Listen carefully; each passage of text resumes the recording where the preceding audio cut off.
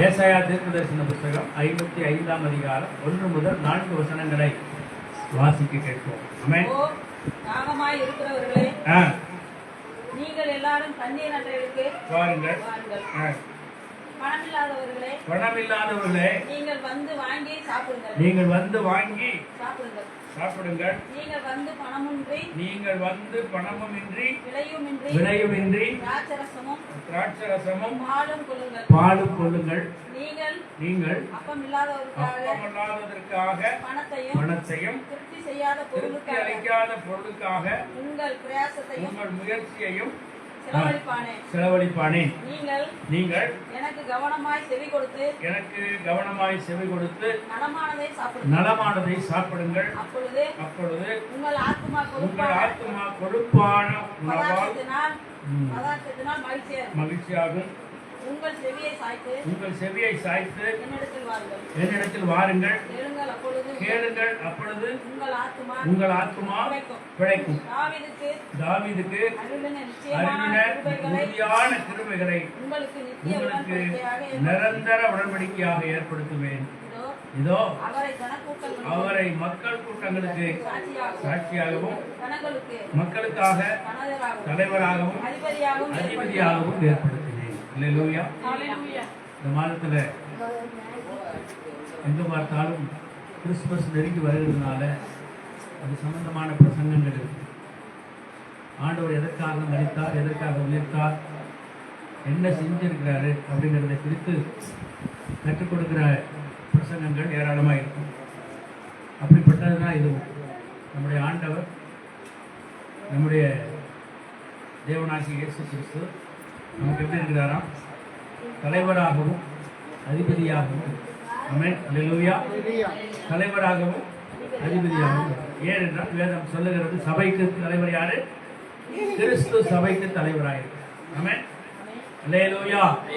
கிறிஸ்து சபைக்கு தலைவராயிருக்கிறார். கொஞ்சம் முன்னாடி வாங்கலாம், வெறுமையா கிடைக்கு சேரலாம். ஏன் பின்னாடியே முன்னாடி பாருங்க. இங்கே சொல்லப்பட்ட அந்த காரியம், இந்த செய்தியினுடைய சாராம்சம் இன்றைக்கு நீங்க பாத்தீங்கன்னா, தாகமாய் இருக்கிறவர்களே. அல்லேலூயா. தாகமாய் இருக்கிறவர்களே, கண்களை மூடி ஒரு ஜெபம் பண்ணலாம். அல்லேலூயா. தாகமுள்ளவன் மேல் தண்ணீரை ஊற்றுவேன், வறண்ட நிலத்தில் ஆறுகளை ஊற்றுவேன். தாகமுள்ளவன் மேல் தண்ணீரை ஊற்றுவேன், வறண்ட நிலத்தில் ஆறுகளை ஊற்றுவேன். ஊற்றுமையா வல்லமையை, ஊற்றுமையா வல்லமையை. கேளுங்க. தாகத்தோடு காத்திருக்கிறேன், நான் தாகத்தோடு காத்திருக்கிறேன். ஊற்றுமையா வல்லமையே, தாகத்தோடு காத்திருக்கிறேன், நான் தாகத்தோடு காத்திருக்கிறேன். ஆமா ஆண்டவரே, தாகமாய் இருக்கிறவன் இடத்தில் வரக்கடவுள் என்று சொன்ன ஆண்டவர் நம்மிடத்தில் வந்திருக்கிற ஒவ்வொருவரையும் இருதயத்தில் சந்தோஷத்தினால நிறைவாய் ஆசீர்வதிக்கும். கடந்து போகும்போது வெறுமையான இருதயத்தோடு அல்ல ஆண்டவரே, நிறைவான மகிழ்ச்சியோடு கடந்து போகத்தக்கதா தேவனுடைய மகிமையான வார்த்தைகளை அனுப்பினார். மாம்சத்தின் கிரியைகள் அல்ல ஆண்டவர், ஆவியினாலே உணர்ந்து கற்றுக்கொள்ளத்தக்கதா தேவ ஆவியானவர் ஞானத்தையும் தெளிவையும் அளிக்கிற ஆவியையும் பிரகாசமுள்ள மனக்கண்களையும் கட்டளையிடும்படியார் நசரேயனாகிய இயேசுவின் நாமத்தில் ஜெபிக்கிறேன். வசனங்களுக்கு விரோதமாய் கிரியை செய்கிற எல்லா அசுத்த ஆவிகளையும், தடைகளையும், பொல்லாத வல்லமைகளையும் அப்புறப்படுத்த முடியும். தேவ வல்லமை எங்கள் மத்தியிலே வெளிப்படுகிறது. ஒரு நடத்தும் ஆசீர்வாதம் இயேசு கிறிஸ்துவின் நாமத்தில் ஜெபிக்கிறோம். ஆமென். அல்லேலூயா. இங்கே முதல் 2 வசனங்களும் 2 விதமான கருத்தை சொல்கிறதை பார்க்கிறோம். முதல் வசனம் என்பது, என்னிடத்துல வாங்க, நீங்க என்ன செய்யுங்க, பணம் இல்லாதவர்கள் வாங்கி சாப்பிடுங்க, பணம் இல்லாதவர்கள் திராட்சரசம் பாருங்க. அல்லேலூயா.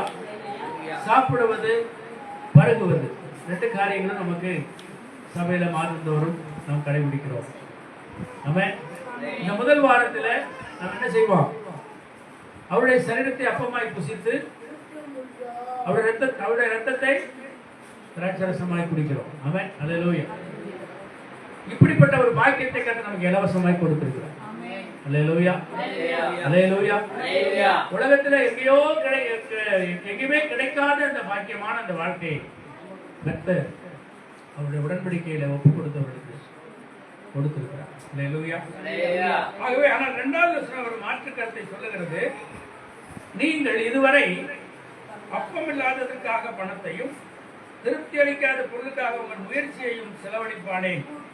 நீங்கள் எனக்கு கவனமாய் செவி கொடுத்து நலமானதை சாப்பிடுங்கள், அப்பொழுது உங்கள் ஆத்மா கொழுப்புள்ள உணவால் மகிழ்ச்சியாகும். அல்லேலூயா. என்ன சொல்றாருன்னா, விருதாவாய் செலவழிக்கிறீங்க, விருதாவாய் காலங்களை போக்குறீங்க, வீணான செயல்களை செய்றீங்க, பிரயோஜனமற்ற செயல்பாடுகள், பிரயோஜனமற்ற காரியங்கள் ஏராளமாய் நடக்கிறதை நம்ம பார்க்கிறோம். அல்லேலூயா. என்ன இதனால நம்ம இந்த காரியத்தை செய்யறதுனால நமக்கு என்ன நடக்க போகுது, நம்ம இதனால என்ன லாபத்தை அடைகிறோம், இதனால என்ன நஷ்டம் அடைகிறோம் அப்படிங்கிறதெல்லாம் கணக்கு பார்க்கிற ஒரு விஷயம் நாம மக்களுக்குள்ள இல்லை. ஆனால் என்ன நடக்குதுன்னா, அவன் செஞ்சான் நானும் செய்வேன், எதிர்த்த வீட்டுக்காரன் செய்யறான் நானும் செய்வேன், பக்கத்து வீட்டுக்காரன் செய்யறான் நானும் செய்வேன், இது எனக்கு பிரியமானது. அல்லேலூயா. இல்லை, ஆண்டவர் அப்படி சொல்லல. எல்லாவற்றையும் சோதித்து பார்த்து நலமானதை பிடித்துக் கொள்ளுங்கள் அப்படின்றார். இப்ப எதை செய்கிறோம், எதை செய்யக்கூடாது என்ற ஞானத்தை பெற்றுக் கொள்வதற்கு தான் வேத வார்த்தைகளை தியானிக்கிறோம். அல்லேலூயா. வேத வசனம் இப்படியாய் சொல்லுகிறது.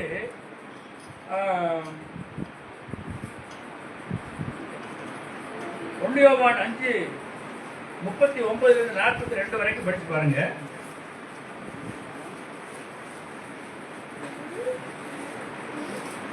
சார், யோவான், 1 யோவான்ல யோவான்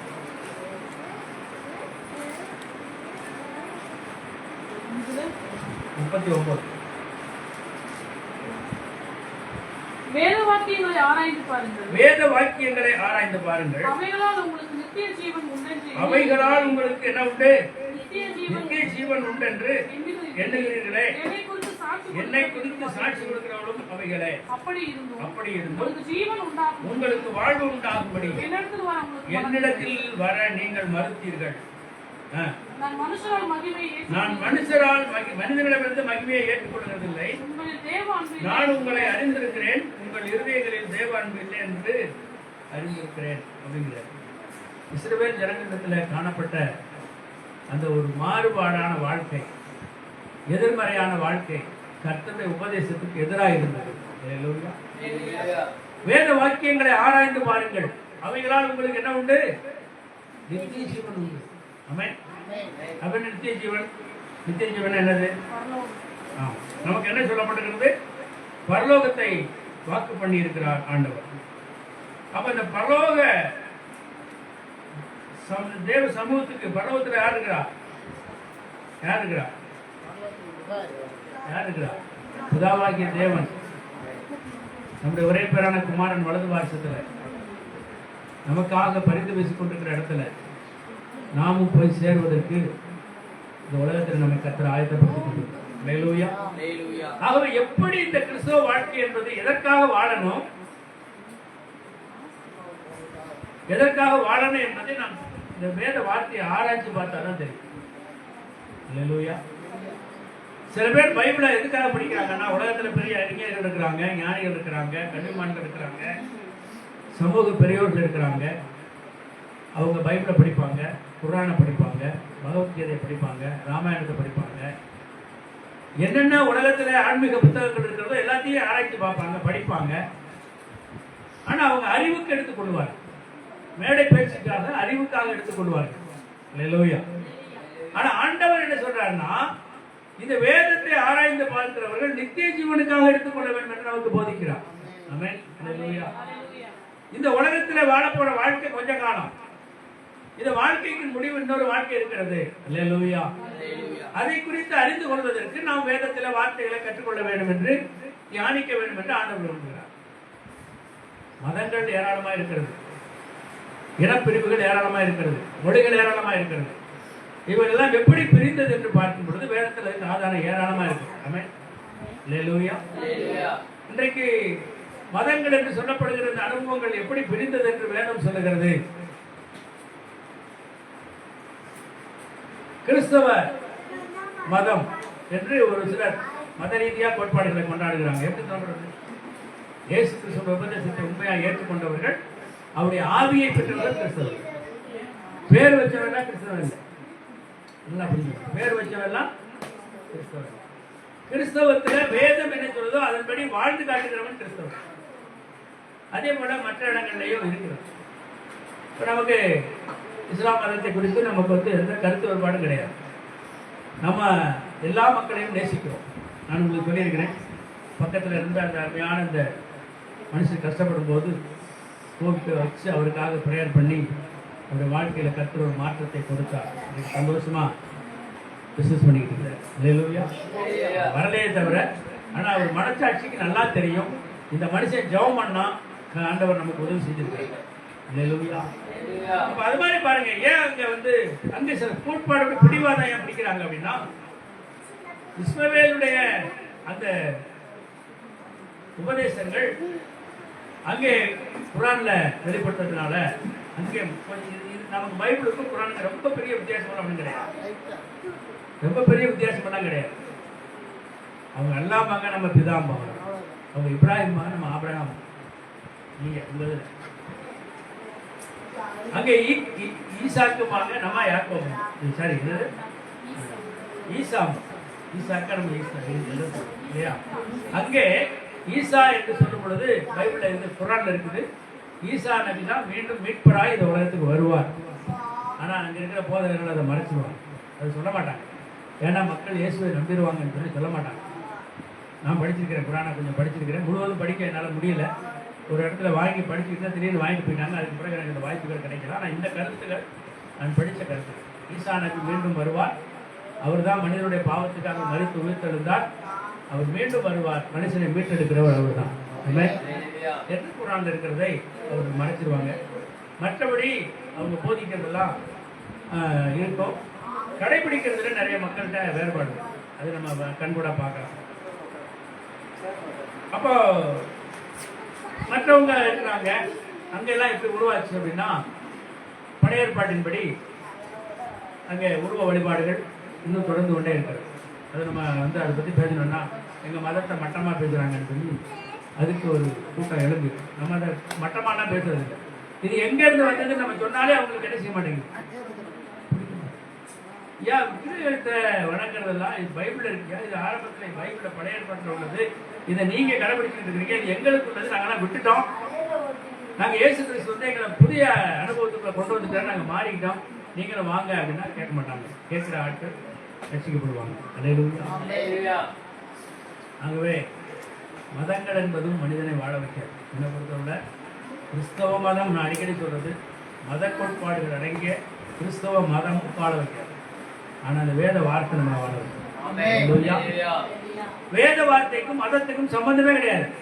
வேத வார்த்தைக்கும் மதத்துக்கும் சரி. ஜாதிகள் எப்படி வந்துச்சு, எப்படி வந்துச்சு? நீங்க ஆதியாகமத்தில் எடுத்து படிச்சு பார்த்தீங்கன்னா அதுல இருக்கு 4 விதமான ஆறுகள் ஏதேன் தோட்டத்தில் ஓடிச்சு. ஆதாம் ஏவாளை தேவன் உருவாக்கினார். ஏதேன் தோட்டத்தில் வச்சிருந்தாரு. அவங்க பாவம் வெளியே துரத்தப்பட்டாங்க. இதெல்லாம் குரான்ல இருக்கு, படிச்சிருக்கீங்களா? குரான்ல துரத்தப்பட்டாங்க. துரத்தப்பட்டு அவங்க என்ன செஞ்சாங்க? நெற்றி வேர்வை நிலத்துல சிந்த உழைச்சுதான் சாப்பிடணும்னு ஆண்டவர் சாபம் விட்டார். அதன் பிறகு சர்ப்பம் அவங்களை ஏமாத்துச்சு. பாவத்தினால அவங்க வஞ்சிக்கப்பட்டது நிமித்தம் அந்த சந்ததி முதல் கொலை அங்கே நடந்துச்சு. அதுக்கு பிறகு அப்புறம் பிள்ளைகளை பெற்றெடுத்தாங்க. பெற்றெடுத்த பிறகு அவர்கள் தொழில் செய்ய ஆரம்பித்தார். தலைமுறைகள் மாறி வரும் பொழுது வாழ்க்கை தரத்துக்கு தேவையான தொழிலை ஆதாம் ஏவாள் செய்த பாவத்தின் நிமித்தம் பூமியில விவசாயி உழுதுதான் குறைக்கணும். ஏன்னா மற்ற தொழில் செய்யறவங்க அந்தந்த தொழிலை செய்து பிழைப்புக்காக தேடிக்கொண்டார்கள். அப்போ ஒவ்வொருத்தருக்கும் அது பேராய் போய்விட்டது. அல்லேலூயா. மண்பாத்திரம் செய்கிறவர்கள் குயவர்கள் என்று வேதத்தில் இருக்கு. ஆசாரியன் அப்படிங்கிறது வந்து ஊழியக்காரர்கள். மற்ற இனங்கள் நிறைய அதில் சொல்லப்பட்டிருக்கிறது நீங்க பார்க்கலாம். சேர்வைக்காரன் அதிகமாக வரும். சேர்வைங்கிறது வார்த்தை அதிகமாக பைபிளில் வரக்கூடிய அனுபவங்களை பார்க்கலாம். ஆனால் உலகத்தில் அதை ஜாதியாக கொண்டாடுறாங்க. ஆனால் அந்த சேர்வை என்றால் என்ன அப்படின்னா, ராஜாக்கள் காலத்தில் படை தளபதிகளாக இருந்து சேவகம் பண்ணினார்கள் இல்லையா, நாட்டை காப்பாற்றுவதற்கு தங்களை அர்ப்பணித்து உழைத்தார்கள், தலைமையேற்று நடத்தினார்கள், அவர்கள் சேர்வைக்காரர்கள் இல்லையா. புதுசு புதுசாக பைபிள் இருக்குதான் சொல்றேன். இது எல்லாம் பைபிள் இருக்கு. இதை கற்றுக்கொள்ளணும்னா வருஷ கணக்கில் படிக்கணும், மாச கணக்கில் புரிஞ்சு படிக்கணும். இப்ப இந்த தொழில் ரீதியாக பிரிந்தது என்ன ஆகி போச்சுன்னா, அந்த தலைமுறைகளுக்குள்ள சந்ததிகளுக்குள்ள அவங்களுக்குள்ள குடும்பனை அப்படியே இணைஞ்சு போனதுனால பிரிவினைகள் உண்டாகி சொத்து பிரிவினை வந்துச்சு, பணம் ஏற்றத்தாழ்வு அப்படியே இப்படியாகன்னு வந்துச்சு. இப்ப நாளடைவில் என்ன ஆகி போச்சு பாரு, ஜனங்களை பிரிச்சு ஒருத்தருக்கு ஒருத்தர் ஒட்ட விடாம, ஒருத்தர் முடிஞ்ச கொலை கூட பண்ணுன்னு சொல்லக்கூடிய அளவுக்கு வெறிய ஏற்றி இன்னைக்கு உலகத்தில் அதுதான் வேகமாக நடந்து கொண்டிருக்கிறதை பார்க்கணும். இல்லையா? சரி, இந்த வழியில விட்டா பத்தாது, மனுஷனை இன்னொரு வழியில நம்ம நினைச்சிடணும், இவங்களை பாழாக்கிறதுக்காக உலகத்துல பாவங்களை சாத்தான் விதைத்து அதை கொண்டு வந்து உலகத்துக்குள்ள விதைச்சு குடிக்க, வெறிக்க, விபச்சாரம் பண்ண, வேசித்தனம் பண்ண, பாவங்களை துணிகரமா செய்ய, இதெல்லாம் அனுபவிச்சுக்க. ஆனா ஆண்டவர்களே நம்பிக்கை இருந்துக்க. இதெல்லாம் மாய்மாலம் பண்றதுக்கெல்லாம் துணிகரத்தையும் அவங்க கற்றுக் கொடுத்து இன்னைக்கு நிறைய பேர் அப்படி இருக்கிறாங்க. கடைசி நாட்களில் சபைக்குள்ள இப்படி ஆள் நிறையா இருக்கிறத சொல்லணும். ஆமென். அல்லேலூயா. ஆனால் ஆண்டவர் அதெல்லாம் அருவருக்கிறார். அல்லேலூயா. இப்போ இப்படிப்பட்ட சூழ்நிலைகளில் யாரும் நித்திய ஜீவனை பெற்றுக் கொள்வார்கள் என்பதற்கு ஆதாரம் நிறையா. நித்திய ஜீவன் ஒன்றான மெய்தேவனாகிய உம்மையும் நீர் அனுப்பினவராகிய இயேசு கிறிஸ்துவையும் விசுவாசிப்பதே நித்திய ஜீவன், அறிவதே நித்திய. அப்ப அவர் சொன்னதை கேட்கணும். வாத்தியார் கம்பெடுத்து கையில் வச்சு நிற்கிற ஸ்டூடெண்ட்டு, படிக்காத ஸ்டூடெண்ட் ஒருத்தர் நல்லா படிப்பான். யாருக்கு அந்த வாத்தியாருக்கு பிடிக்கும்? யாரை பிடிக்கும்? நல்லா படிக்கிறவனை பிடிக்கும். அவனை கேள்வியே கேட்க மாட்டார். படிக்காதவனை நினைச்சுப்பாரு. கேள்வி கேட்டு அவனை அடிச்சு எப்படி, எதுக்கு அது நோக்கம் என்ன? எப்படியாவது அவனை போல இவனையும் கொண்டு வரணும். அல்லேலூயா. இதைத்தான் ஆண்டவர் இன்றைக்கு உங்களுக்கு எனக்கு செய்து கொண்டிருக்கிறார். சில காரியங்கள் நமக்கு வாய்க்காமல் போனதுக்கு காரணம் என்னன்னா, சில காரியங்கள் நமக்கு நடக்காம போனதுக்கு காரணம் என்னன்னா, பேச்ச கேட்க மாட்டேங்கிறிய, உன்னை உயர்ந்த இடத்துல வைக்கலான்னு நினைச்சேன், உன்னை மேன்மையான இடத்துல வைக்கலான்னு நினைச்சேன், ஆனா நீ அதெல்லாம் விட்டுட்டு உன் இஷ்டத்துக்கு ஓடுறியே அப்படின்னு சொல்லி ஆண்டவர் செய்ய வருத்தப்படும். போறேன். இப்ப என்ன சொல்றாருன்னா, வெளிப்படுத்த விசேஷம் 22:17 வாசிக்கிறோம். ஆவியும் மனவாட்டியும் வா என்கிறார்கள். ஆவியும் மனவாட்டியும் வா என்கிறார்கள். கேட்கிறவனும் வா என்பானாக. கேட்கிறவனும் வா என்பானாக. தாகமாய் இருக்கிறவன் வரக்கடவன். தாகமாய் இருக்கிறவன் வரக்கடவன். விருப்பமுள்ளவன் ஜீவ தண்ணீரில் இலவசமாய். விருப்பமுள்ளவன் ஜீவ தண்ணீரில் இலவசமாய் வருக கடவுள். அது 21:17 21:6. அன்றியும் அவர் என்னை நோக்கி நல்ல நிறுத்தி போடுங்க. என்னை நோக்கி ஆயிற்று, நான் அல்பாவும் ஒமேகாவும் ஆதியும் அந்தமுமாய் இருக்கிறேன். தாகமாய் இருக்கிறவனுக்கோ நான் ஜீவன் தண்ணீர் ஊற்றில் நல்லா சொல்றேன், இலவசமாய் கொடுப்பேன். அல்லேலூயா.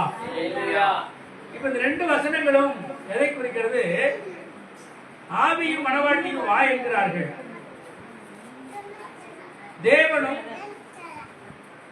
தேவன் கொடுத்த ஆவியானவரும் சபைக்குள்ள உலாவிக் கொண்டிருக்கிறார்கள். அல்லேலூயா. இப்ப ஆவியானவர் மூலமாய் சபைக்குள்ள ஒரு வெளிச்சம் உண்டாகிறது. இருள் நீங்கி போகிற அனுபவம் உண்டாகுது. ஏசாயா சொல்லுகிறார், இயேசு பிறந்த பொழுது இருளில் இருக்கிற ஜனங்கள் பெரிய வெளிச்சத்தை மத்திய விஷயத்தில் அதையே புதுப்பிக்கிறார் ஆண்டவர். மத்திய விஷயத்தில் அதையே புதுப்பிக்கிறார். இருளில் இருக்கிற ஜனங்கள் பெரிய வெளிச்சத்தை கண்டார். கண்ணு தெரியாதவனுக்கு கண்ணு தெரிகிறது எங்க? சபையில். எல்லா வழியிலையும் ஓடி பார்த்தேன், தேடி பார்த்தேன். நீங்க நம்புறீங்களோ நம்பலையோ, நான் எண்ணிக்கைக்கு இல்லாத மொட்டை போட்டேன். எண்ணிக்கைக்கு இல்லாம அப்படியே போனேன். போய் ஏறி இறங்கி கடைசியா திருந்தாத பட்சத்துல ஆண்டவர் எலும்பை ஒடிச்சு உள்ள கொண்டு வந்தாலும் உங்களுக்கு நிறைய தடவை சொல்லியிருக்கேன். எலும்பை ஒடிச்சு உள்ள கொண்டு வர்றது பெரிய சாதனையாக என்ன பொறுத்தவரை அதான் சாதனை. ஆண்டவர் செஞ்ச சாதனை, ஆண்டவர் செஞ்ச நன்மை. நீங்களாம் அப்படி இல்லை, சாதாரணமாக வந்துட்டீங்க. ஆண்டவர் நம்பி வந்துட்டீங்க. நான் அப்படியே அவ்வளோ பிடிக்கப்பட்டிருந்தேன். வேற நானாவும் மாட்டேன்னு சொல்லலை. எனக்கு வெளியே வரணும், விடுதலை ஆகணும், நல்லா இருக்கணும், நல்லா வாழணும், உயர்ந்த இடத்துல இருக்கணுங்கிறது ஆசை தான். ஆனா உள்ளுக்குள்ள இருக்கவன் என்ன விடலை. காலையில எழுபது மூஞ்சி கழுவுறது எங்க தான்? மூஞ்சி கழுவுறது எங்க தான்? சாராய கடைகள், கல்லு கடைகள். அல்லேலூயா. ஆக இப்படிப்பட்ட ஒரு அடிமைத்தனத்தின் ஆவியிலிருந்து வெளியே கொண்டு வர்றது பரிசுத்த ஆவியானுடைய வல்லமை. அதனால உங்களுக்கு அடிக்கடி சொல்ற வசனம் உண்டு, அபிஷேகம் நுகத்தை முறிக்கும். ஒரு அபிஷேகம், தேவனுடைய அபிஷேகம் நமக்குள்ள வந்துச்சுன்னா நமக்குள்ள இருக்கிற பழையதெல்லாம் வெளியே போயிடும். அப்புறம் உள்ள நிக்க முடியாது. அந்த அபிஷேகத்துல நாம் நிறைவாய் என்ன செய்யணும்? காத்திருந்து நம்ம அது வெளியே போயிடாம காப்பாற்றணும். அது நம்ம கையில் இருக்கு. நான் உங்களுக்கு சில நேரங்களில் சொல்றது உண்டு, பிசாசு வரும்போது சொல்ல மாட்டான். சத்தம் இல்லாம வந்து மடியில் மனசுக்கு வந்துடுவான், மைண்ட்ல வந்துடுவான். ஆனா ஆவியானவர் வரும்போது ஒரு அக்கினியோட அல்லது ஒரு புதிய அனுபவத்தோட சரீரத்துக்குள்ள வருவார். அல்லேலூயா. ஆனா வெளியே போகும்போது கசந்து போச்சுன்னா, நம்ம செய்யற கிரியைகளுக்கு மாறா இருந்துச்சுன்னா, ஆவியானவர் சத்தம் இல்லாம வெளியே போயிடுவார். சத்தம் இல்லாம வெளியே போயிடுவார். அப்புறம் நம்மளே சொல்லிக்கிற வேண்டியதான், ஆவியானவர் இருக்கிறார். ஆனா பிசாசு வெளியே போறதுக்கு என்ன பண்ணுவான் தெரியுமா? என்ன பண்ணுவான் தெரியுமா? ஆண்டவர் வந்தாதான் அங்க விடுதலையே நடக்கும். அல்லேலூயா. இயேசு கிறிஸ்து வாலிபன் அந்த இடத்துக்கு சீசர்கள் போனார்கள், அவங்களால ஒண்ணுமே பண்ண முடியல. ஆனா இயேசு கிறிஸ்து அங்க வரும் பொழுது தகப்பன் கெஞ்சினான், ஐயா என் பிள்ளையை காப்பாத்துறதுக்கு ஏதாவது உதவி செய்ய கூடுமானால் செய்யுங்க. என்னடா காரணம்? ஐயா ஒரு ஆவி பிடிச்சு ஒன்னு அலக்களிக்குது, தண்ணிய கண்டா தீய கண்டா கொண்டு போய் தண்ணி கொள்ள முயற்சிக்குது. உங்க சீசர்களை கொண்டு வந்த முடியல. அவிசுவாசியா இருக்கிற நபர்களால அந்த காரியத்தை செய்ய முடியாது. தேவன் எனக்குள்ள இருக்கிறார், நான் என்னால முடியும்னு நிக்கிறவங்களால முடியும். அல்லேலூயா. அந்த இடத்துல ஆண்டவர் சீசன்ல பார்த்து கடிந்து கொண்டார், அவிசுவாசியாயிராம விசுவாசியா இருங்க. அப்ப சொன்னார் பாருங்க, இது எவ்வளவு நாள் ஆச்சுன்னா சிறு வயதுல இருந்தே இருக்கு. என்னென்னமோ பண்ணி பார்த்தா அந்த தடுக்க முடியும். ஆனா இயேசு கிறிஸ்து வந்த பொழுது சத்த போடாம போன்னு சொல்றாரு. ஆனா அது என்ன பண்ணுது? அழைக்கழிக்குது, நுழை தள்ளுது, விழுந்து புரள்றான், கடைசியா செத்தவனை போல போட்டுட்டு வெளியே கிடக்கு. அதனால உங்களுக்கு சொல்றேன், ஆவியானவர் வரும்போது பலத்தை கொடுத்து வருவாரு, நம்ம அதை காப்பாத்திக்கணும்னு சொல்லிக்கிறாங்க. ஆனா பிசாசு சத்தம் இல்லாம உள்ள வந்து நல்ல இன்பத்தை காட்டுவான், சந்தோஷத்தை காட்டுவான், அதே பெரிய மகிழ்ச்சியை காட்டுவான். ஆனா அவனை வெளியே போட்டு அவ்வளவு ஈஸி இல்லை. அதுக்கு ஆண்டவர் அல்லேலூயா. இயேசு கிறிஸ்துவின் நாமமே அல்லாமல் பிசாசு எந்த நாமத்தை சொன்னாலும் பயப்பட மாட்டான். எந்த நாமத்தை சொன்னாலும் பயப்பட மாட்டான். சில இடத்துல சாட்டை பிடிக்கிட்டு அடிப்பாங்க, சில இடத்துல என்னத்தையோ பண்ணுவாங்க. இதெல்லாம் நம்ம பார்க்கணும். அது தேவையே கிடையாது. ஆண்டவரின் நாமத்தை உச்சரித்தால் பிசாசு வெளியே போவான். அதுக்கு ஒரு அபிஷேகம் வேணும். சொல்ற ஆளுக்கு ஒரு அபிஷேகம் வேணும். வெளியே போகணும்னு நினைக்கிற ஆளுக்கு எனக்கு ஒரு அபிஷேகம் வேணுமே, எனக்கு ஆளுக்கு போகணுமே அப்படிங்கிறது ஏக்கம் வேணும். அதுதான் தாகம். அதுதான் தாகமா இருக்கணும் அப்படிங்கிறது. இப்ப தாகமா இருக்கிறவனுக்கு ஆவியும் மனவாட்டியும் வா என்கிறார்கள். அப்புறம் கீழே என்ன சொல்லுது? 22 17. தாகமாய் இருக்கிறவன் வரக்கடவன். வரக்கடவன் விருப்பமுள்ளவன் ஜீவ தண்ணீரை விருப்பமுள்ளவன் ஜீவ தண்ணீரை பெற்றுக் கொள்வான். அல்லேலூயா. ஏராளமான பேர் வரலாம், ஏராளமான பேர் வரலாம். வரக்கூடாதுன்னு யாரையும் சொல்லக்கூடாது, எல்லாரும் வரலாம். ஆனா யாருக்கு ஜீவ தண்ணீர் இலவசமா கிடைக்கும்? ஜீவ தண்ணீர் என்பது என்னது? ஜீவ தண்ணீர் எதை குறிக்கிறது? ஜீவ தண்ணீர் எதை குறிக்கிறது சொல்லுங்க பாப்போம். வேத வசனங்கள். ஆமென். எதை குறிக்கிறது? வேத வசனங்கள். அபிஷேகத்துக்கு என்ன அடையாளம்? அபிஷேகத்துக்கு என்ன அடையாளம்? எண்ணெய் பூசி ஜெபிப்பது. ஆமென். அல்லேலூயா. அபிஷேகத்துக்கு அடையாளம் எண்ணெய் பூசி ஜெபிப்பது. அபிஷேகம் பெற்றுக் கொள்ளும்படியாய் தலையில் கை வச்சு ஜெபித்து ஊழியத்துக்கு அனுப்புகிற அனுபவம் உண்டு. ஆகவே உங்களுக்கு அருமையாக சொல்லுகிறேன், இலவசமாய் பெற்றுக்கொள்ள தேவ சமூகத்துக்கு வருகிறவர்கள் நமக்குள்ள ஒரு என்ன உண்டாகணும்? ஒரு தாகம் உண்டாகணும். அல்லேலூயா. பாருங்க, அடுத்து சங்கீதம் 63:1 கொஞ்சம் வேகமா போமா. சங்கீதம் 63:1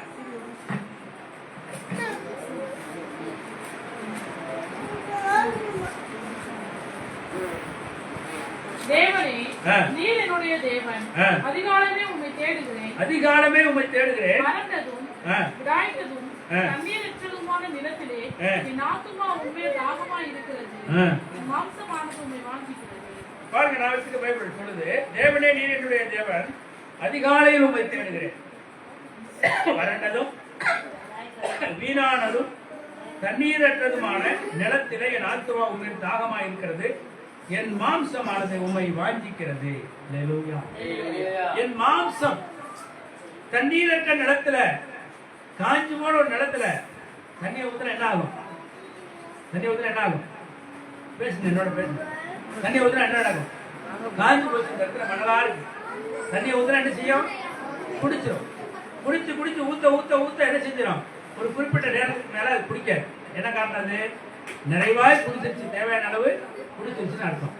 இப்ப நாமும் தேவனிடத்துல அந்த சங்கீதக்காரன் சொல்றான், என் ஆத்துமா வறண்ட நிலத்தை போல இருக்குது, விடாய்த்து போன காய்ந்து போன நிலத்தை போல இருக்குது. நான் அதிகாலமே உம்மை தேடுகிறேன். அல்லேலூயா. அதிகாலமே உம்மை தேடுகிறேன் சொல்றான் பாருங்க. என் உம்மேல் என் ஆத்துமா தாகமா இருக்கிறது. அல்லேலூயா. என்ன தாகமா இருக்கிறது?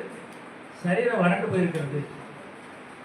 இயேசு கிறிஸ்து கூட சிலுவையில சரீரம் வறண்டு போன நேரத்துல ஆவியில சொன்னாரு, அவர் வாயிலிருந்து சொன்னாரு, என் தாகமா இருக்கிறேன். அல்லேலூயா. அந்த தாகம் நீங்களும் நானும் அவரிடத்துல வர வேண்டும் என்பதுதான். அல்லேலூயா. நீங்களும் நானும் அவருடைய ரட்சிப்பை பெற்றுக் கொள்வதற்காக தாகமா இருந்தார் சிலுவையில. ஆமென். அல்லேலூயா. நீங்க சொல்லப்படுகிற இந்த வார்த்தையின் அர்த்தம், யாருடைய ஆத்துமா தாகமா இருக்கிறதோ, ஆனா அவன் என்ன சொல்றான்னா, வறண்டதும் வீணானதும் தண்ணீரற்றதுமான நிலத்திலே என் ஆத்துமா உண்மை தாகமா இருக்கிறது, என் மாம்சமானது உண்மை வாஞ்சிக்கிறது, என் சரீரமும் என்ன செய்யுது? வாஞ்சிக்குது, தாகத்தோடு இருக்குது. ஆண்டவரே, இன்னொரு வசனத்தை வாசிங்க. 143:6.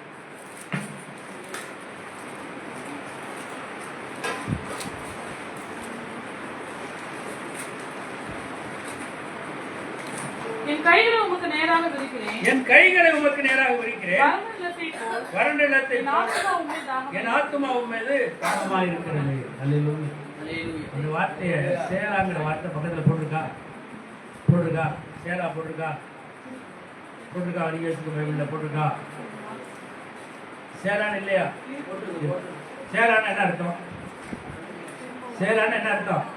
திரும்ப ஒரு முறை படிச்சு பாரு, அது தியானின்னு அர்த்தம். அல்லேலூயா. இவன் சொல்லுகிறான், என் கைகளை உமக்கு நேராக விரிக்கிறேன். எதற்காக? எதுக்காக கையை தூக்கி கெட்டுவாங்க? ஒருத்தன் படைப்பளத்துல நிக்கிறான், சண்டை போடுறதுல நிக்கிறான், யுத்த காலத்துல நிக்கிறான், எதிரி மேற்கொள்ள போறான், எதிரி நம்மளை சுட்டு அழிச்சிட போறான், நம்மளை கொன்ற போறான், எதிரி படைப்பளம் பலமா இருக்குது, நம்ம கிட்ட ஒண்ணுமே இல்லை. அப்ப என்ன செய்யணுமா? கையை தூக்கிட்டா, நான் சரண்டர் ஆகிறேன், என்னை கொன்றாதுன்னு. அல்லேலூயா. நான் சரண்டர் ஆகிறேன், என்னை கொன்றாது. இல்லைன்னா இன்னொரு அடையாளம் வச்சிருப்பாங்க, ஒரு வெள்ளை கொடியை பறக்க விடுவார், நாங்க சரண்டர் ஆகிறோம், உங்களுக்கு அடிமை ஆகிறோம். அல்லேலூயா. இப்ப சரண்டர் ஆகிறது எங்க சரண்டர் ஆகணும்? நம்ம எங்க சரண்டர் ஆகணும்? ஆண்டவர் பாதத்துல சரண்டர் ஆகணும்னா அவர் தூக்கி எடுக்க வல்லமை உள்ளவர். கரங்களை தட்டி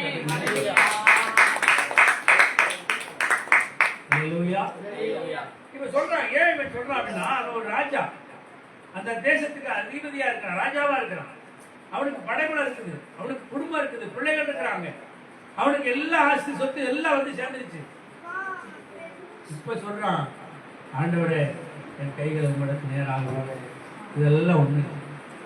உலகத்தின் ஆஸ்தி சொத்து சம்பாத்தியம் புகழ் பெருமை நமக்கு இருக்கிற எல்லாமே ஒரு நாள் நம்மளை கைவிடும். ஒரு நாள் நம்மளை கைவிடும். அரணாக்கோடி வெள்ளியில போட்டிருந்தா அதை கூட அறுத்துருவாங்க.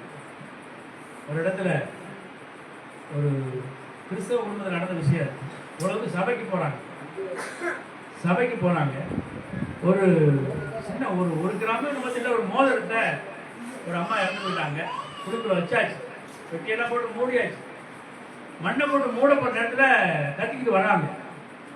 அப்போ தகவல் வந்து இருக்குது, கையில மோதிரம் கிடக்கு, கரெக்டாம கிடக்கு. என்ன நடக்குது? ஒரு இடத்துல மிஞ்சி, காலில் மிஞ்சி, அது என்ன பொருள் நினைக்கிறேன், மிஞ்சி போனா 200 ரூபா 300 ரூபா போடுமா? இப்ப எவ்வளவு விலை இருக்குன்னு தெரியல. இப்ப விலை கூட ஒரு 1000 ரூபா இருக்குன்னு வச்சுக்கோங்களேன். அதை என்ன செஞ்சாங்க, கரெக்ட முடியாம, ஏய் விரல வெட்டி விடுங்கடா. நான் அடிக்கடி இந்த இடத்துல நிற்கிறது நடக்கிறது, விரல கூட வெட்டிங்கடா, எடுத்துங்கடா. இதுதான் மிச்சம். உலகத்துல பொருளாசையில, பண ஆசையில, பதவி ஆசையில எல்லாத்தையும் சேர்த்து கொடுத்து தொல்லைய பெருக்கி நிம்மதி இல்லாம வாழ்ற மக்களுக்கு முடிவு என்ன? இதுதான். நமக்கு ஆண்டவர் வச்சிருக்கிறாரு சமாதானமான மரணம். கர்த்தருக்குள்ள மரிக்கிறவர்கள் இது முதல் பாக்கியவான்கள் என்று எழுது. ஏன் அவர்கள் இந்த ஓட்டத்தின் எல்லா ஓட்டத்தையும் முடிச்சு நித்திய இளைப்பாறுதலுக்கு போகிறார்கள். எங்க போறாங்க? உடனடியாக தேவ தூதர்கள் வருவார்கள், தோடு தூக்கிட்டு போவாங்க. எலியாவை தூக்கிட்டு போனாங்க, ஏனோக்கு தூக்கிட்டு போனாங்க.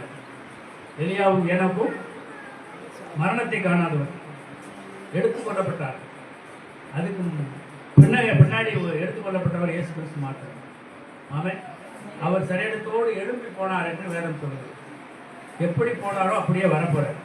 உலகத்துல வந்து மறுபடியும் நீங்க நானும் உயிரோட இருக்கிறதுக்குள்ள வந்துட்டாருன்னா நம்ம ரொம்ப பாக்கியவான். அல்லேலூயா.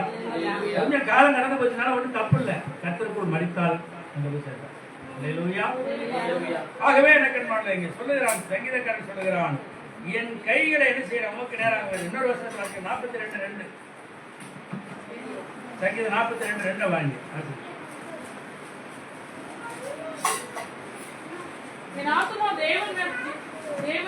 ஒன்னே வாசிக்கலாம்.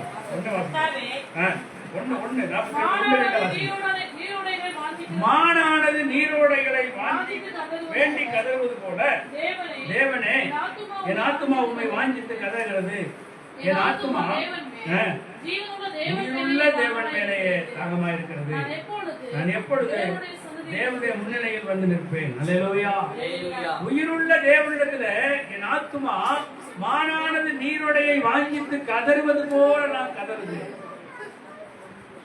இதெல்லாம் நமக்குள்ள இருக்கா? இந்த அனுபவம் நமக்குள்ள இருக்கா? முழங்கால் போட்டு கையை உயர்த்தி ஜெபம் பண்றோமா? சபைக்கு வந்துட்டாலே முழங்கால் வலி வந்துடும். வருத்தப்பட்ட நீங்க வயசான காலத்துல வலி வர்றது தப்பு இல்லை, முடியலன்னு சொல்றது வேற. ஆனா வாலிப வயசுலயே நம்ம முழங்கால் போட யோசிச்சோம்னா, செபம் அப்படின்னா என்ன செஞ்சிடணும்? என்ன செய்யணும்? முழங்கால் போடணும். செபம் அப்படின்னு சொல்லிட்டாரு, முழங்கால் போடணும். வாயை திறந்து என்ன செய்யணும்? ஸ்தோத்திரம் பண்ணணும். ஆண்டவரை மகிமைப்படுத்தணும். அப்பதான் வருவார். இல்லைன்னா துக்கத்தோடு நிற்பார். என்ன கூப்பிடலையே. இங்க வேதம் சொல்லுகிறது, ஒரு மான், காட்டுல கிடக்கிற மான் வனாந்தரத்துல தண்ணீர் இல்லாத இடங்கள்ல சிக்கிக்கிட்டா, தாகம் ஆயிடுச்சுன்னா அது என்ன செய்யுமா?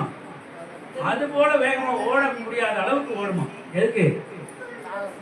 தண்ணியை குடிக்கிறா என்ன செஞ்சிடும்? என்ன நடக்கும்?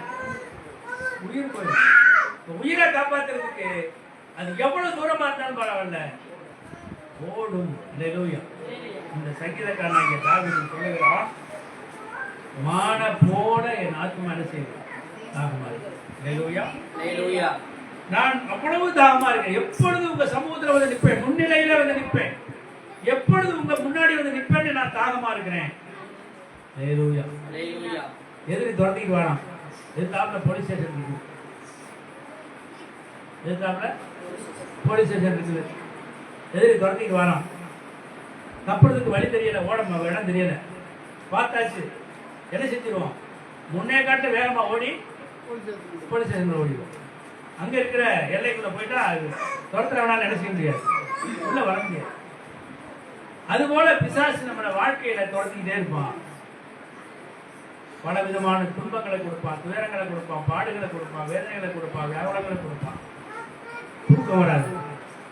இப்படி இருக்குதே நிலைமை அப்படிங்கிற தூக்கம் வராது, சோர்வு வரும். இந்த வாழ்க்கையை வெறுத்து ஏதாவது பண்ணிக்கலாமான்னு கூட வரும், ஏதாவது பண்ணிக்கலாமான்னு கூட வரும். யார் இதெல்லாம் ஏவுறது? இதெல்லாம் சொல்லி கொடுக்குறது யாரு? நீ கவலைப்பட்டுக்கிட்டே இரு, நீ அழுதுகிட்டே இரு, என்ன நீ வந்து கண்ணீர் விடுத்துட்டே இரு, நீ எப்போ பார்த்தாலும் இப்படியே இரு, கடைசியாக உன்னை கொண்டு நான் சந்தோஷமாக சேர்த்துறேன். 2 நாளைக்கு முன்னாடி ஒரு வீடியோ எனக்கு காஞ்சி சங்கராச்சாரியர் சொன்னார். என்ன சொன்னார்? காஞ்சி சங்கராச்சாரியர் யாரும் தெரியும், காஞ்சி மடாதிபதி சங்கராச்சாரியார்னு ஒரு வீட்டில் இறந்துட்டான்னு நினைக்கிறேன். அவர் சொன்ன வார்த்தை எனக்கு அது வீடியோவாக வந்துச்சு. என்ன சொன்னாராம்? ஏய், கிறிஸ்தவங்க சபைக்கு போன விட்டுருங்கப்பா, ஒன்றும் பிரச்சனை இல்லை, ஏன் அவங்கள போய் தொந்தரவு பண்ணுறீங்க அப்படின்னாரு. என்ன ஏன் சொல்கிறீங்க அவங்க கேட்டா, அவர் சொன்னாராம், வெளியே என்ன செஞ்சாங்களோ அதை தான் கிறிஸ்தவம் உள்ள போய் செஞ்சுக்கிறேன், என்ன இங்கே நம்மளோட சாமி கூட அங்கே போய் இயேசு கும்பிட்றோம், அவ்வளோ தானே வித்தியாசம், வேற ஒன்றும் இல்லை, அத்தனையும் உள்ள இருக்கு, அவன் நம்மளால தான் விட்டு கவலைப்படாதேன்னாராங்க. இன்னைக்கு சபையினுடைய நிலைமை எப்படி இருக்கு பார்த்தீங்களா? இதுக்கு தான் ஆண்டவர் நம்மளோட வைராக்கியமா இருக்கணுங்கிறத போதிக்கும். உன்னை ஒருவனும் குற்றப்படுத்த கூடாது, நீ ஜாக்கிரதையா இருக்கிறார். உன்னை ஒருவனும் குற்றப்படுத்த கூடாது. அழுக்கு வசனத்தோடு நிக்கிற யோசுவாவை சாத்தான் குற்றப்படுத்தும்படி வந்து நின்றான். ஆனால் ஆண்டவர் அவனை மாற்றி வேறு வஸ்திரம் கொடுத்து அவனுக்கு பாதிப்பு வராதபடி காப்பாற்றினார். வேறு சொல்லப்பட்டிருக்கிறார். ஆமென். அல்லேலூயா. இந்த பூமியில நீங்க என்ன வஸ்திரம் போட்டிருக்கீங்களோ அது பிரச்சனை இல்லை, ஆண்டவருக்காக வாழ்ந்தா போதும்.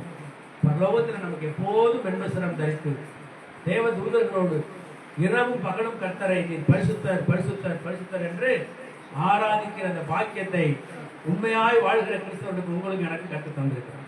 ஆமென். அல்லேலூயா. அங்க மதமெல்லாம் நிக்காது, ஜாதியெல்லாம் நிக்காது. அங்கே பணக்காரனா ஏழையா, படிச்சவனா படிக்காதவனா எதுவுமே நிக்காது. அதெல்லாம் உலகத்தோட போயிடும், கழுவப்பட்டு விடும். செத்து போனா 2 நாளைக்கு கூட வைக்க மாட்டாங்க. அதுக்கு வைக்கணும்னா இது நிறைய பாடமெல்லாம் பண்ணணும். அதுக்காக இந்த ஜீவனை கொடுத்து, இந்த ஆவியை கொடுத்து, இந்த சரீரத்தை சுயமாய் நடமாட பண்ணின ஆண்டவர் நீங்களும் நானும் கர்த்தருடைய பிள்ளையாக இருக்க வேண்டும் என்று விரும்புகிறார். இந்த சங்கீதக்காரனை போல தாகத்தோடு அவரை நோக்கி எப்பொழுதும் பார்த்து அவர் சொல்றதை விரும்பினார், அவர் சொல்றதை செஞ்சா, அவருக்கு தாகமா இருந்தால் நமக்கு எல்லாவற்றையும் இலவசமாய் கொடுத்து அவர் போதுமானவர். இல்லையா? என்ன கேள வாங்க. யோவான் 4 10-13-14 வாசிக்க. 10-13-14 எல்லாத்தையும் வாசிக்க வேண்டாம். யோவான் 4 10-13-14. இயேசு அவருக்கு பிரதியுத்தரமாக, நீ தேவனுடைய ஈவையும் தாகத்துக்கு தாய் என்று உன்னிடத்தில் கேட்கிறவர் இன்னார் என்பதை அறிந்திருந்தாயானால் நீயே அவரிடத்தில் கேட்டிருப்பாய், அவர் உனக்கு ஜீவ தண்ணீரை கொடுத்திருப்பார் என்றார். இயேசு அவருக்கு பிரதியுத்தரமாக, இந்த தண்ணீரை குடிக்கிறவனுக்கு மறுபடியும் தாகம் உண்டாகும், நான் கொடுக்கும் தண்ணீரை குடிக்கிறவனுக்கோ ஒரு காலம் தாகம் உண்டாகாது. நான் அவனுக்கு கொடுக்கும் தண்ணீர் அவனுக்குள்ளே நித்திய ஜீவ காலமாய் ஊறுகிற நீரூற்றாய் இருக்கும் என்றார். ஆமென். ஜீவகாலம் அப்படிங்கிறது வாழ்வு, நிறைவான வாழ்வாக இருக்கும் அப்படின்னு அர்த்தம். ஜீவகாலம் என்ன? இந்த பூமியில வாழ்கிற நாட்கள் வரைக்கும் அப்படின்னு அர்த்தம். நான் உங்களுக்கு அதுக்கு அர்த்தம் என்ன சொல்றேன்னா, வாழ்வு நிறைவேறும் வரைக்கும், இந்த பூமியின் வாழ்க்கையை நிறைவேறுகிற வரைக்கும் இந்த தேவனுடைய வார்த்தையானது நமக்கு ஜீவ தண்ணீரை போல நமக்கு உதவி செய்கிறது. அல்லேலூயா. எப்படி மான் வந்து அந்த தண்ணியை குடிச்ச உடனே உயிர் வந்து அது பிழைப்பு அடுத்து தெம்பா வந்து ஓடி அடுத்து தன்னுடைய வாழ்க்கையை கடத்துவதற்கு அதற்கு தைரியம் கிடைக்குதோ, அதுபோல நீங்களும் நானும் வேத வசனங்களை ஆராய்ந்து பார்த்து அதை சரியாய் கைக்கொண்டு நடந்தால் ஆண்டுடைய வார்த்தை நமக்கு என்ன கொடுக்குதான்? ஜீவ தண்ணீரை இலவசமா கொடுக்கும். அதே இடத்துல யார்கிட்ட பேசிட்டு இருக்கிறாரு ரொம்ப முக்கியம். ஆமென். உங்களோட என்னோட நான் உங்களோட பேசிக் கொண்டிருக்கிறது போல தேவன் அங்கே யார்கிட்ட பேசிட்டு இருந்தார்? சமாரிய ஸ்திரீ பேசிட்டு இருந்தார். மத்தியான வேலை. இந்த சம்பவம் நமக்கு எல்லாருக்கும் அடிக்கடி கேட்ட சம்பவம். யார் கேட்கலன்னு தெரியல. கேட்கலங்கிறவங்களுக்கு புதுசா இருக்கிறவங்களுக்கு சொல்றேன். அந்த சமாரிய ஸ்திரீ வாழ்க்கையில் அந்த ஊருக்கு ஒரு சாபம். சமாரிய ஸ்திரீ அந்த ஊருக்கு ஒரு சாபம். ஏன் அப்படின்னா அது வாழ்க்கையே என்னதான் இருக்கு? அது வாழ்க்கையே என்னதான்? எத்தனை நாள் புருஷனை கட்டி வச்சிருக்கு? அதனால சொன்னேன் அந்த ஊருக்கு அது ஒரு சாபம். அதனால அந்த ஊர் கட்டுப்பாடுபடி அந்த அம்மாவை எல்லாரும் தண்ணி எடுக்க வரும்போது அந்த கிணத்துக்கு தண்ணி எடுக்க வர விட மாட்டாங்க. எல்லாரும் ஆளுக்கு பேசின உடனே அது என்ன செஞ்சிடும்? வெக்கப்பட்டு மத்தியான நேரம் பார்த்து யாரும் வராத நேரம் பார்த்து கிணத்துக்கு தண்ணி எடுப்போம். ஐயா எப்படிப்பட்டவரு? கரெக்ட் அந்த நேரத்துக்கு தேடி போறாரு. அம்மா ஐயா என்ன செய்யறாரு? கரெக்டா அந்த நேரத்துக்கு தேடி போறாரு. போய் இதுதான் ஆண்டவருக்கு நீங்க புரிஞ்சுக்கிற வேண்டிய விஷயம். திரள் கூட்டத்துக்குள்ளேயும் போவாரு, தனி ஒரு ஆளு கவனம் போவார். ஆமென். தனி ஒரு ஆளு கவனம் போவாரு, திரள் கூட்டத்துக்காக போவார். நாங்கள் மானாமலையில் இருக்கும்போது ஒரு 10 கிலோமீட்டர் தாண்டி ஒரு குடும்பம் இருக்கும். ஓட்ட சைக்கிள் அதில் போவோம்.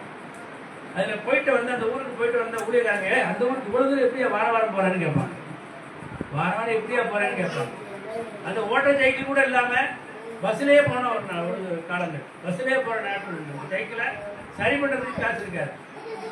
போய் பஸ்ல போய் இறங்கி அவங்களுக்கு ஊழியம் செஞ்சு அவங்களுக்கு ஜெபம் பண்ணிட்டு வருவோம். அப்படிப்பட்ட நாட்டில் தான் ஒரு நாள் ஆண்டவர் ஒரு பெரிய அற்புதத்தை செய்தார்.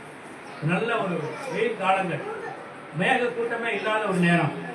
பனைமரத்துல மட்டையை உரிச்சு அடிச்சுக்கிட்டு ஒரு அம்மா உட்கார்ந்து. எங்க பார்த்தாலும் வறட்சி, தண்ணி கிடையாது, சுத்தமா தண்ணி கிடையாது. நான் அந்த சம்பவத்தை சொல்லியிருக்கேன். அந்த அம்மாட்ட போய் சூரியன் சொல்றேன், வீட்டுக்கு வாசல்ல உட்காந்து அடிச்சுக்கிட்டு இருக்குது. அந்த வீட்டுக்கு ஜெபம் பண்ண போனேன். அவங்க அந்த அம்மாவை பார்த்தோன்னே ஆண்டவரை பத்தி சொல்லிக்கிட்டு இருக்கிறேன். ஆமையா நீங்க சொல்ற இயேசுவை நானும் நம்புறேன். ஆனா அவங்க இயேசு உண்மையான கடவுளாக இப்ப மழை வர வைப்பாரான்னு கேட்குது. நான் சேலஞ்ச் பண்ணி ஆண்டவர் சமூகத்துல நான் இந்த இடத்துல ப்ரேயர் முடிச்சுட்டு நான் போய் அப்புறம் பஸ்ஸுக்கு போறதான். இந்த கம்மாய் இடையில ஒரு கம்மாயம் இருக்குது. இந்த கம்மாயை தாண்டி பஸ்ஸுக்கு போறதுக்குள்ள நானும் நினைஞ்சிருவேன். இந்த இடத்துல இந்த கம்மா நிறையும் சொல்லி சேலஞ்ச் பண்ணேன். சேலஞ்ச் பண்ணி கவர்மெண்ட் வெளியே கிளம்புனேன். கம்மாய்க்குள்ள போய் அடி எடுத்து வச்சு லேசா தூடிச்சு பஸ்ஸை போய் பிடிக்கிறதுக்குள்ள என்ன நனைஞ்சேன். திரும்பி அடுத்த நாள் கேட்கும்போது நான் ஆண்டவர் வெளிப்பாடின்படி அந்த கம்மா நிறைஞ்சு தனி நிறைவா இருக்கு. ஆண்டவரால் செய்ய முடியுமா? முடியாது.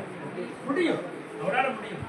வறண்ட இடத்துல நீரூற்றை உண்டாக்க அவரால் முடியும். நீர் கேணிகளை உண்டாக்க அவரால் முடியும். அல்லேலூயா.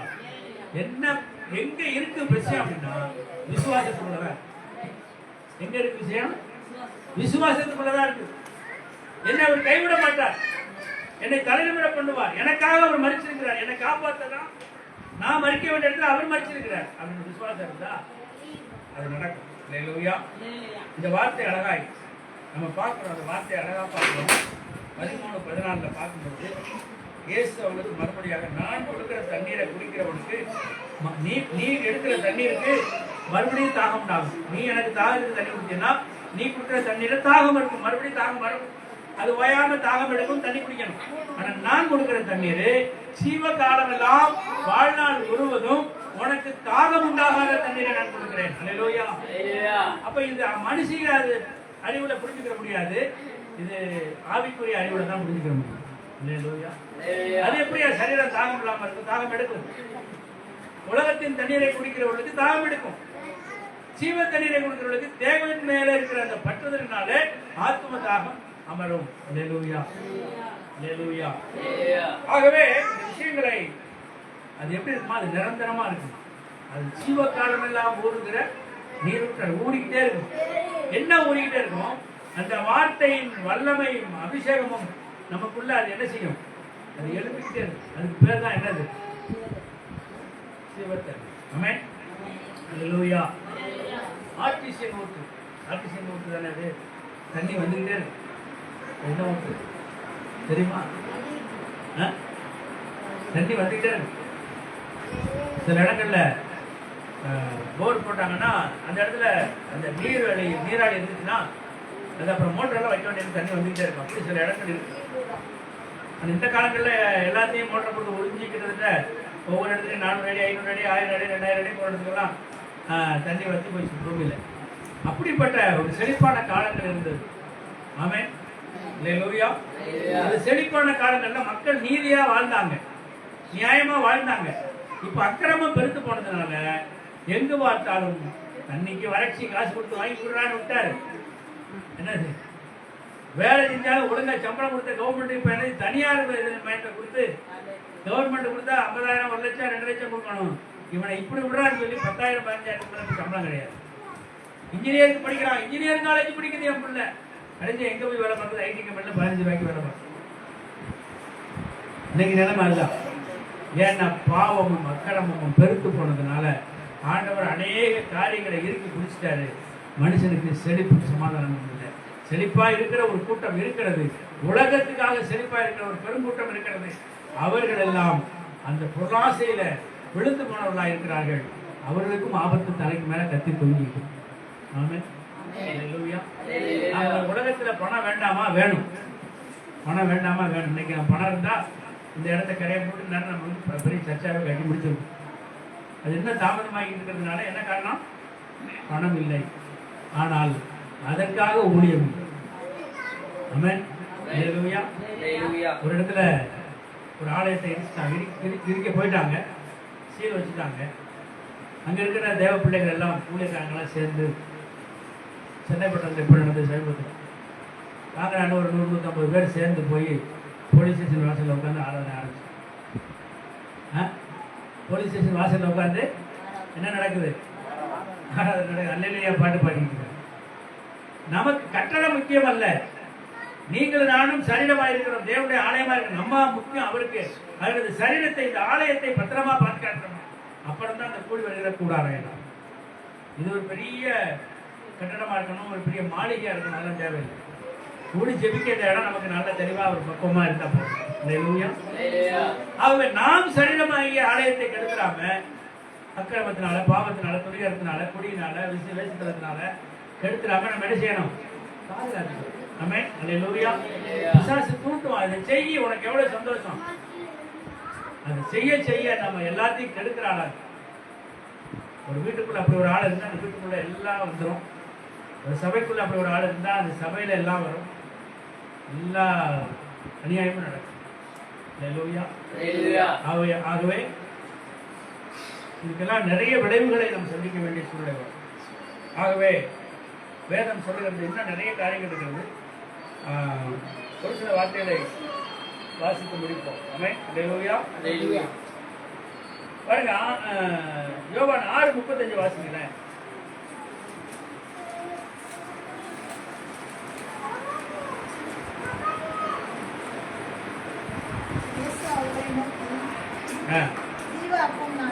ஜீவாப்பம் நானே, பசி அடையான், ஒருபோதும் தாகமடையான். இயேசு அவர்களை நோக்கி, வாழ்வளிக்கும் அப்பம் நானே. என்னவா? ஜீவ அப்பம்னா என்னது? ஜீவனை காக்கிற, வாழ்வை காக்கிற அப்பம். இன்னைக்கு நம்ம செய்ய போறோம் இல்லையா? சுத்த மனசாட்சியோட செய்யலைன்னா மாக்கினைக்கு தீர்ப்பு உண்டாகும் என்று வேதம் நமக்கு எச்சரிக்கிறது. அல்லேலூயா. பாருங்க, இந்த வார்த்தை அழகாய் சொல்லுகிறது, ஒருபோதும் தாகம் வராது. ஒருபோதும் தாகம் வராது. தாகத்துக்கு என்ன அர்த்தம் அப்படின்னா, தண்ணியை நிறைய குடிச்சாச்சுன்னா திரும்ப அப்படி நமக்கு தாகம் நிற்குதோ அது போல தேவனுக்குள்ள நம் மகிழ்ச்சியாய் சந்தோஷமாய் அவருடைய வல்லமையை பெற்றவர்களாய் உலகத்துல சாட்சியா வாழ்த்துட்டோம்னா அதுவே நமக்கு திருப்தியான ஒரு வாழ்க்கையா இருக்கும். அப்புறம் பாருங்க, 8:11 அப்படி சொல்றாரு. அப்படிப்பட்டவங்களை பார்த்து ஆண்டவர் சொல்றாரு 8:11,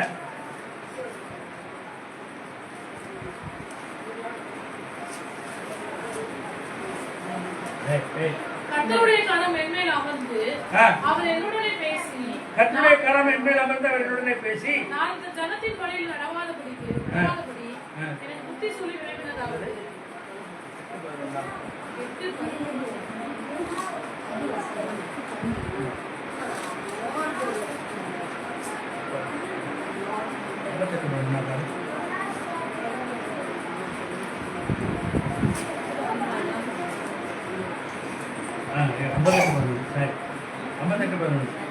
கர்த்தர் நித்தமும் உன்னை நடத்தி நல்ல கவனிங்க.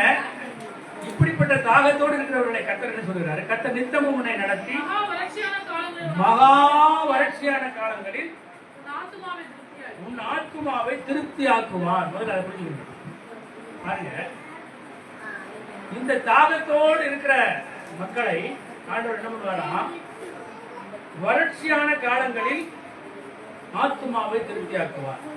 எப்படி இது? உலகமெங்கும் ஒரு பெரிய வறட்சி. அது இஸ்ரேல்ல எதிர்மறையா நடந்தது. என்ன அப்படின்னா, ஆண்டவர் கானான் தேசம் போல வறட்சி, அந்நிய தேசமாக எகிப்து வந்து செழிப்பா இருக்கு. அது ஒரு பெரிய கான்செப்ட் இல்லையா? யார் அங்க இருக்கிறது? அதிபதியா இருக்கிறது யார்? யோசேப்பு. யோசேப்பு நிமித்தம் அந்த தேசம் ஆசீர்வதிக்கப்படுகிறது. வறட்சி இல்லாம செழிப்பா இருக்கு. ஒரு தேவ மனுஷனால ஒரு பெரிய அக்கிரமம் நிறைந்த ஒரு தேசம் செழிப்பா இருக்கு. அல்லேலூயா.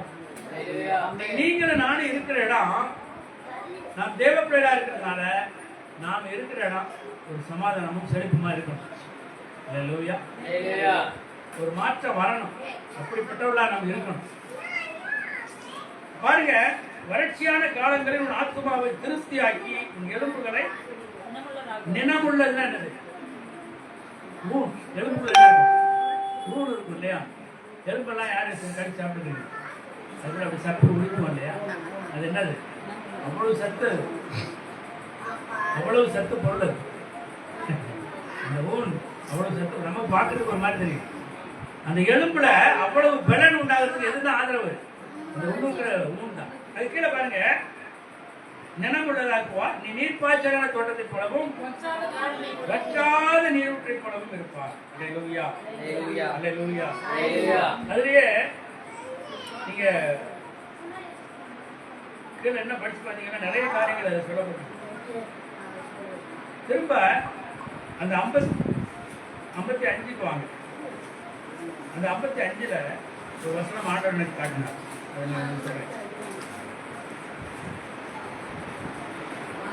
55ல பாத்தீங்கன்னா 10வது வசனம், மாரியும் உறைந்த மழையும் வானத்திலிருந்து இறங்கி அவ்விடத்துக்கு திரும்பாமல் பூமியை நனைத்து அதை முளை கிளம்பி விளையும்படி செய்து விதைக்கிறவனுக்கு விதையையும் புசிக்கிறதுக்கு ஆகாரம் கொடுக்கிறது எப்படியோ அப்படியே என் வாயிலிருந்து புறப்படும் வசனமும் இருக்கும். அது வெறுமையாய் எனக்கு திரும்பாமல் அது நான் விரும்புகிறதை சாதித்து நான் அதை அனுப்பின நோக்கமாய் நிறைவேறும். அல்லேலூயா. ஆண்டவர் சொல்றாரு, இந்த ஜீவத்தலையில் ஆகிய வார்த்தை என்ன செய்யுமா? அது வெறுமையா திரும்பாது. ஆமென். தாவீது ஒரு சின்ன கூழாங்கல்ல வச்சிருக்கான். 5 கூழாங்கல்ல தான் வச்சிருக்கான். நிக்கிறவன் பெரிய ஆளு. நிக்கிறவன் பெரிய ஆளு. அவன் பட்டயத்தை பார்த்தாலே இங்க தொடர் நடக்குது. ராஜாவுக்கே தொடர் நடக்குது. ஆனா அந்த கோலியாத்தை வீழ்த்தினது தாவீதின் கையில் இருந்த ஒரு சின்ன கூழாங்கல். அல்லேலூயா. இது எதை காட்டுகிறது என்றால், வேத வசனம் எங்கே அது வந்து அந்த பட்டயத்தை காட்டிலும் பெரியது நம்ம நினைக்கிறோமோ அது பட்டயத்தை அழிக்கும். அல்லேலூயா. பட்டயத்தை தூக்குன ஆளையும் அழிக்கும். பிசாசு தான் அந்த மாதிரி காரியம் செய்யும். இப்ப அந்த இடத்துல நமக்கு அழகா புரிந்து கொள்ள வேண்டிய விஷயம், இந்த வார்த்தை அழகாய் சொல்லுகிறது நமக்கு.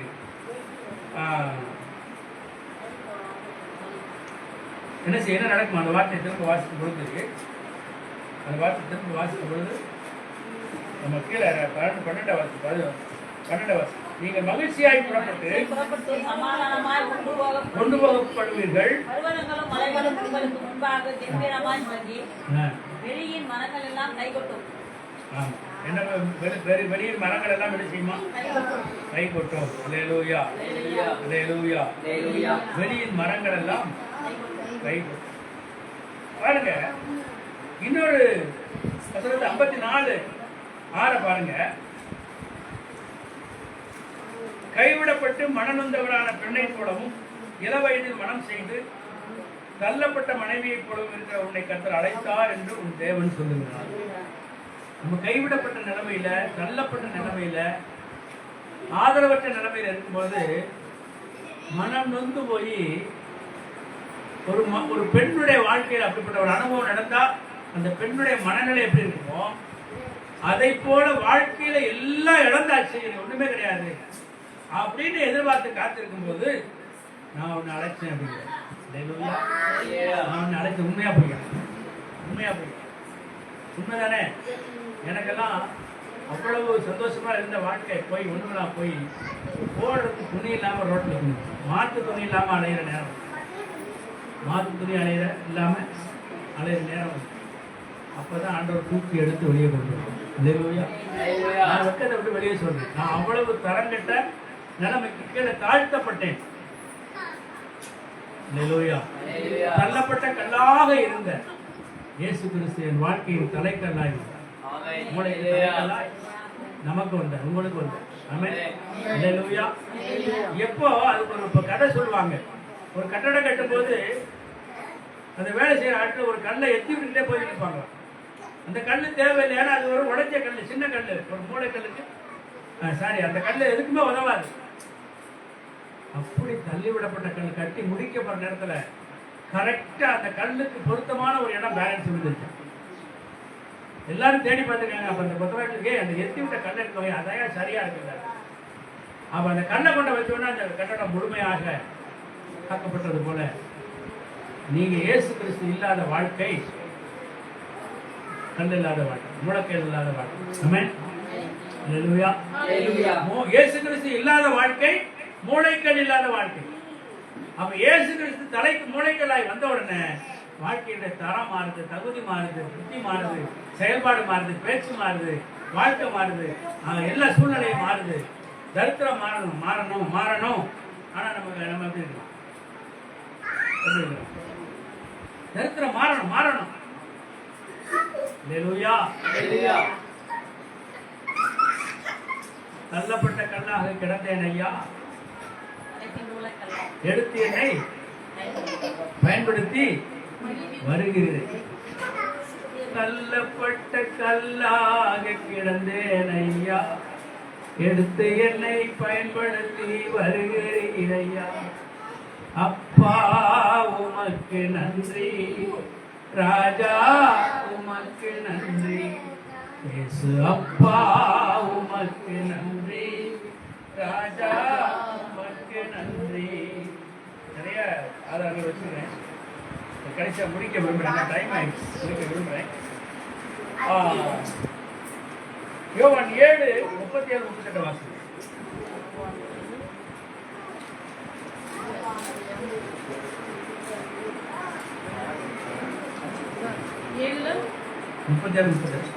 பண்டிகையின் கடைசி நாளாகிய பிரதான நாளிலே இயேசு நின்று சத்தமிட்டு, ஒருவன் தாகமாய் இருந்தால் என்னிடத்தில் வந்து பானம் பண்ண கடவன்.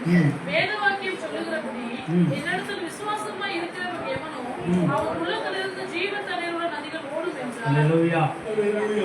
இந்த இடத்துல ஒன்றை சொல்ல விரும்புகிறேன். அந்த நாள், அந்த வார்த்தை எப்படி தொடங்குது பாருங்க. பண்டிகையின் கடைசி நாள். அப்ப ஏதோ ஒரு பண்டிகை நடக்குது. அங்க யூதர்களுக்கு என்று, இஸ்ரேலர்களுக்கு என்று ஏராளமான பண்டிகைகளை ஆண்டவர் உண்டாக்கி வச்சிருந்தார். 6-7 விதமான பண்டிகைகள் உண்டு. அதுல ஒரு பண்டிகை தான் பஸ்கா பண்டிகை, பெந்தெகோஸ்தே பண்டிகை, பூரிம் பண்டிகை, அப்புறம் நிறைய பண்டிகைகள் இருக்கு. இப்படிப்பட்ட பண்டிகை காலங்களில எல்லா மக்களும் ஒரு இடத்துல போய் என்ன செய்யறாங்க? கூடி பண்டிகை கொண்டாடுகிற காலம் உண்டு. அது அந்த நாட்கள் எங்க ஆரம்பிச்சது? இஸ்ரேல்ல ஆரம்பிச்ச பழக்கம். இன்னைக்கு மக்கள் போயிருக்காங்க. காலையில பார்த்தேன், நம்ம பஸ் ஸ்டாப்ல கட்டுறது 7-8 பஸ். நான் குறை சொல்ல, எதுக்கு சொல்ல வரேன்னா, ஒரு இடத்துல கூடி வருகிறது ஒரு பழக்கமா இருக்கிறது. அது ஒரு மகிழ்ச்சியான ஒரு காரியமா இருக்கிறது. ஆனா ஆண்டவர் அப்படி இல்ல, கடைசி நாளில நின்று சொல்றாரு, இதெல்லாம் ஓரம் கட்டி வச்சுட்டு என்கிட்ட எவன் வரானோ, என்னை நோக்கி எவன் கூப்பிடுறானோ, என் வார்த்தையை எவன் கேட்கிறானோ, அவன் உள்ளத்திலிருந்து முதல்ல என்னது ஜீவ தண்ணீருடைய இலவசமாய் கொடுப்பேன்னாரு. இப்ப சொல்றாரு, என்னிடத்துல பெற்றுக்கொள்ள அந்த ஜீவ தண்ணீர் என்ன செய்யும்? ஆறா வெளியே ஓடும். ஆமென். அல்லேலூயா. ஆறா வெளியே ஓடி என்ன செய்யும்? வெளியே ஓடி என்ன செய்யும்? எடுத்து வாசியுங்கள். எசேக்கியேல் 47 8 9 12 முடிக்கிறது. எசேக்கியேல் 47 8 9 12 அவர் என்னை நோக்கி, இந்த தண்ணீர் கிழக்கு தேசத்துக்கு புறப்பட்டு போய், இந்த தண்ணீர் கிழக்கு தேசத்துக்கு புறப்பட்டு போய் வனாந்திர வழியாய் ஓடி கடலில் விழும். கடலில் விழும். இது கடலில் பாய்ந்து விழுந்த பின்பு, கடலில் பாய்ந்து விழுந்த பின்பு அதின் தண்ணீர் ஆரோக்கியமாகும். அதின் தண்ணீர் ஆரோக்கியமாகும். சம்பவிப்பது என்னவென்றால், இந்த நதி போகும் இடமெங்கும், இந்த தண்ணீர் புறப்பட்டு போகும் இடமெங்கும் சஞ்சரிக்கும் ஜீவ பிராணிகள் யாவும் என்ன உண்டாகும்? சஞ்சரிக்கும் ஜீவ பிராணிகள் யாவும்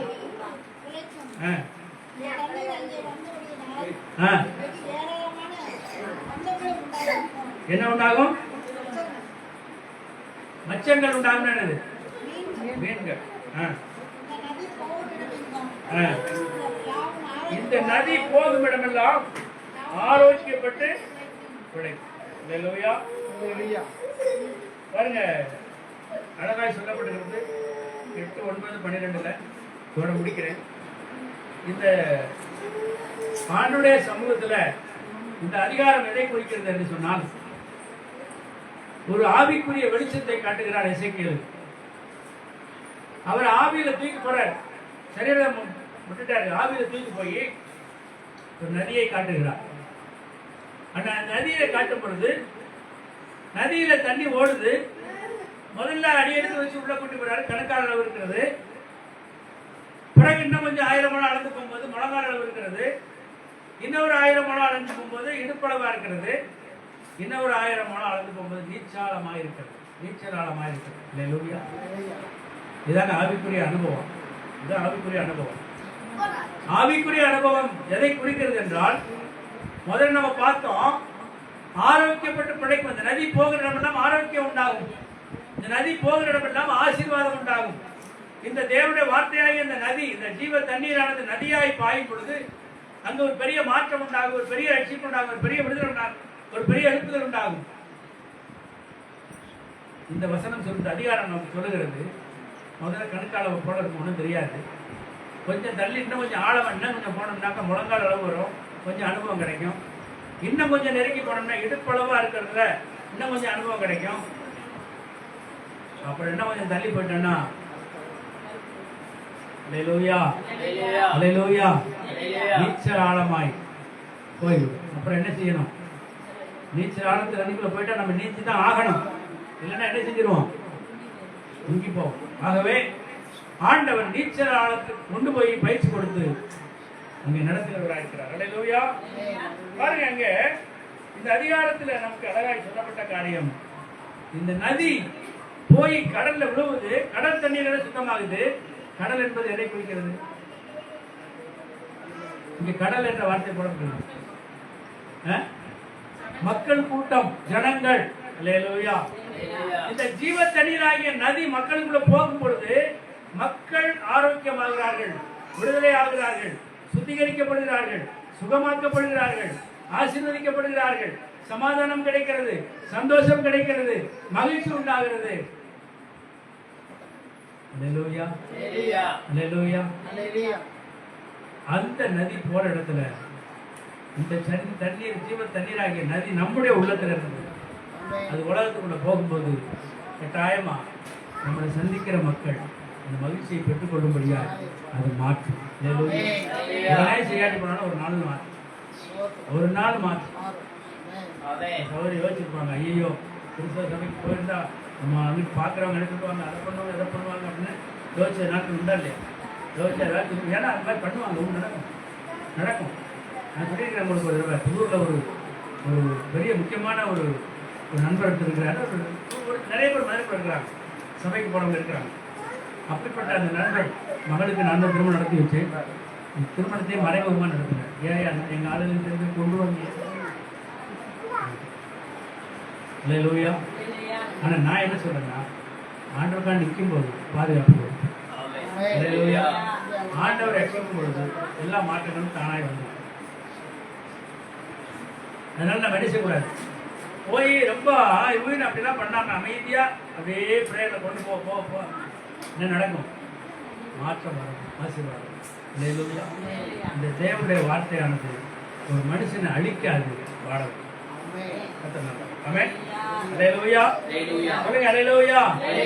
வாழ்வழிக்கும் வார்த்தை, வாழ்வழிக்கும் வார்த்தை. இந்த வார்த்தை என்ன செய்யும், வாழ வைக்கும், நம்மளை உயர்த்தும், ஆசீர்வாதம், பாதுகாக்கும்.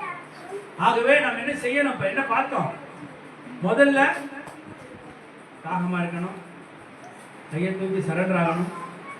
மூன்றாவது உள்ள இருந்து வெளியே போற அளவுக்கு நம்ம நிறைவுக்குள்ள வரணும். அல்லேலூயா. 3 பாயிண்ட் வலியுறுத்தி புரிஞ்சுக்கிறேங்க.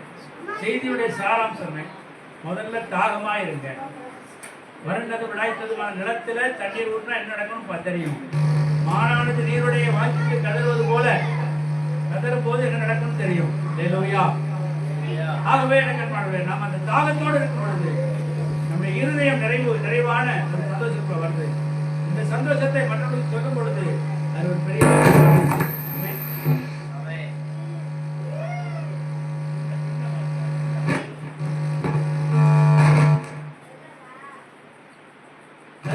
என்ன உண்டாகிறது, வாழ்வழிக்கும் வார்த்தையை நாம் முதல்ல வாழ்ந்திருப்போம், மற்றவர்களுக்கு வாழ வைக்கிற பக்கத்தோடு வளர்ந்து. அல்லேலூயா. ஜெபிப்போம், கண்களை மூடி ஜெபிப்போம். சபா ஆண்டவருடைய நாமத்தினால கேட்ட வார்த்தைகளின்படி நான் ஜெபிக்க அழைக்கப்படுகிறேன். அல்லேலூயா. வாழ்வழிக்கும் வார்த்தையை கேட்டு ஜீவ தண்ணீர் ஊற்றி இலவசமாய் பருகு கொடுப்பேன்னு சொன்ன ஆண்டவர் அங்கே சரக்கரான தாவீதை நிறைவாய் ஆசீர்வதிக்கும். உங்களை என்னை ஆசீர்வதிக்கிற கர்த்தர். இந்த நதி பாயும் இடமெல்லாம் ஆரோக்கியப்பட்டு பிழைக்கும். இந்த நதி பாயும் இடமெல்லாம் ஆரோக்கியப்பட்டு பிழைக்கும்.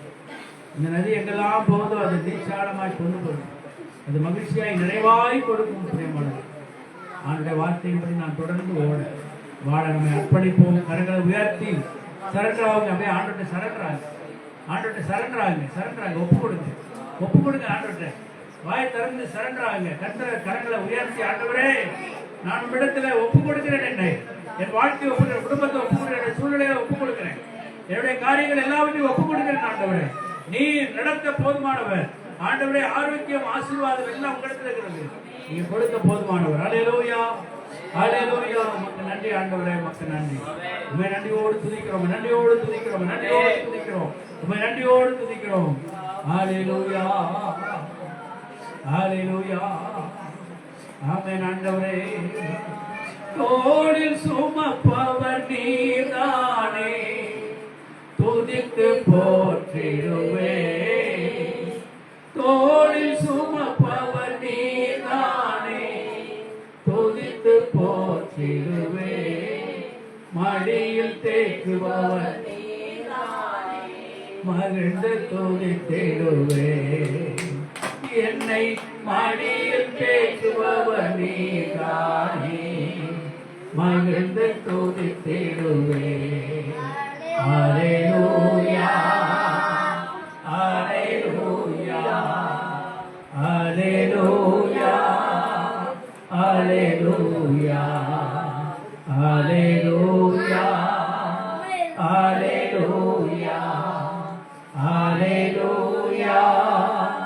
அல்லேலூயா. மகா இரக்கமும் கிருபையும் நிறைந்த நல்ல ஆண்டவரே, என்னிடத்தில் வருகிறவனை சிவ தண்ணீரில் இலவசமாய் பெற்றுக்கொள்வான் என்று சொன்னீரே ஆண்டவரே. ஆண்டவரே அது அந்த நதியாய் மாறி நதியை போகிற இடமெல்லாம் ஆரோக்கியப்பட்டு பிழைக்கும், வற்றாத நீரூற்றை போல. ஆண்டவரே ஸ்தோத்திரம். ஆண்டவரே துதிக்கிறதாவே, நீர் பாய்ச்சலான தோட்டத்தை போல மாற்றி அழகு பார்க்கிற ஆண்டவர். தகப்பனே, இந்த நேரத்தில் இந்த வார்த்தையை தியானித்து எங்கள் ஒவ்வொருவரையும் விசேஷமாய் இந்த நேரத்தில் வந்திருக்கிற உங்களுடைய பிள்ளைகள் ஒவ்வொருவரையும் அப்படிப்பட்ட ஆசீர்வாதங்களால் நிரப்பும்படி நான் ஜெபிக்கிறேன். ஒரு தாகம் உண்டாகட்டும் ஆண்டவர், ஒரு ஏக்கம் உண்டாகட்டும் ஆண்டவர், ஒரு வாஞ்சியம் உண்டாகட்டும் ஆண்டவர். வறண்ட நிலத்தை போல ஆண்டவரே தகப்பனே, ஆத்துமா உண்மையில் தாகமா இருக்கட்டும்.